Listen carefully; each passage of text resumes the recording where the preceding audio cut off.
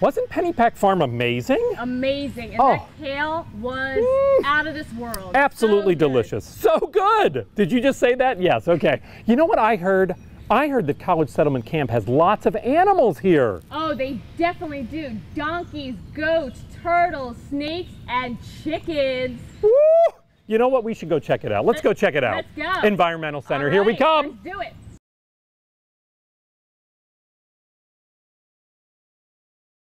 Hi, I'm Karen. And I'm Josh. And Welcome to our Environmental Center. We're going to go in here in a minute and meet some of our animal friends. Most of the animals in here were donated to us. They were pets that people couldn't take care of. And we're going to go in and we're going to learn a little bit more about them. Let's go. This is Sam. And this is Ella. Together they are Sam, And Ella. Sam. And Ella. That's to remind you to wash your hands after you've touched the turtles. So Sam is an eastern box turtle. Eastern box turtles are native to this part of the country. So if you're ever out walking in a local park, Kohler Park is the one that comes to mind, you might see one of Sam's relatives out in the wilds of Horsham. This is Ella. She was a bought turtle. She was from a pet store and she is a Florida three-toed turtle. Now turtles, people think they make great pets, but they live a long time. So the 5th grader that started with this turtle has then since graduated college had her own kids, and her kids are in school. So remember, these are pets that take a long commitment, and we don't want to end up with any more turtles here. If you are going to get a turtle as a pet, or any pet, make sure you research how specialized a diet they need and that you can provide that. But again, special thing about Sam, please don't pick them up and take them home. These are wild turtles. You really want a turtle? Go to the pet store and buy one that was bred in captivity. And those are our turtles. This is Draco. Draco is a corn snake. Much like the eastern box turtles, corn snakes are native to this part of the country. So again, if you're out walking in the forest or in a field, there's a chance that you might see a corn snake. And as Karen mentioned earlier, we want to make sure that we leave them alone and let them stay in their habitat. So another thing about corn snakes that not many people know is that right now they are the latest and greatest fashion craze across Europe. So today, Mr. Glaze has offered to model a snake necklace. So here we go, Mr. Glaze. Oh, look, thank you. Oh, yeah, yeah. Oh, that is, it feels wonderful, actually. Yes, Draco, just be good. You look marvelous. Thank you. Does it match what I'm wearing? Oh, he's moving. Okay, all right. Oh, Draco's caught. Okay, that's wonderful. So a couple of things about Draco. We feed Draco dead mice, and one of the reasons we do that is that kind of dulls the strike reflex. Draco is obviously an animal that we like to present to kids. And he's seen thousands upon thousands of students since we first had Draco. We got him back in about 2005. And so the other reason is if you feed your snakes live mice, there's a potential that the mice will injure the snake. So a couple of reasons that we feed Draco the dead mice. But he is the friendliest snake in the state of Pennsylvania. And he's very glad to meet you all. All right, Dr. D'Angelo, welcome to our chicken coop. We have 13 chickens here, and we have about 4 different breeds, and some are what we call a barnyard mix. That means mom was one breed, dad was another. This is Maleficent, one of our chickens. She was born here. She's a bit of a mix, and you can see some really cool adaptations on this chicken. Number one is if you feel right where your hand is under there, what do you feel? Oh, like scales. Like scales. She has no feathers under here. This is called a brood patch. Why would she need bare skin right there, do you think? What are chickens known for doing? Laying eggs. Laying eggs. And if there were eggs were going to hatch, she needs to keep those eggs nice and warm, so they have no feathers right here. Your chicken's got a bald patch. And in the coop right here, we have a couple of ladies who are sitting on eggs that will hatch in about 2 weeks. Yeah. How do the chicken's legs feel?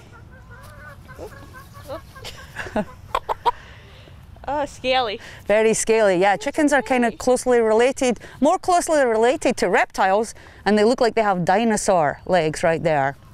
Now this chicken, Maleficent, she eats a wide variety of things here at camp. We do have chicken food, but our all-time favourite things are the bugs and the ticks that come into the coop. So if you want to avoid ticks, wear a chicken and you won't have any problem with them. You want to come and see inside the coop? Yeah, let's do it. All right, you can pop her down. Go ahead, buddy. Thank you, Maleficent. All right, so what we have here are chickens waiting to lay eggs. Excuse me, Maleficent. You can go in here, this one's empty. Shorts here is sitting on some eggs that will hatch in about 2 weeks. I'm sorry, Shorts. And there, underneath, are some eggs. And we also have dates on them so that we know when they were laid and when they will hatch. And we're going to put them back under our chicken. She'll tuck them back in. And she's all comfortable and ready to go. Thank you.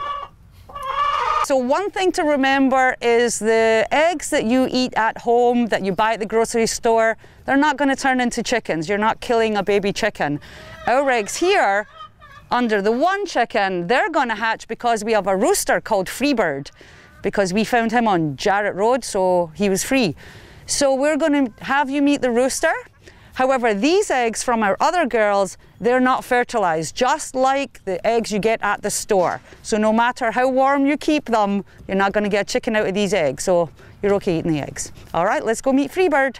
So as you may have heard earlier, we have a camp rooster, and his name is Freebird. The reason we decided to name him Freebird is not because we're big Leonard Skinner fans. It's actually because Karen, whilst walking along Jarrett Road, happened to see a rooster wandering free in the field.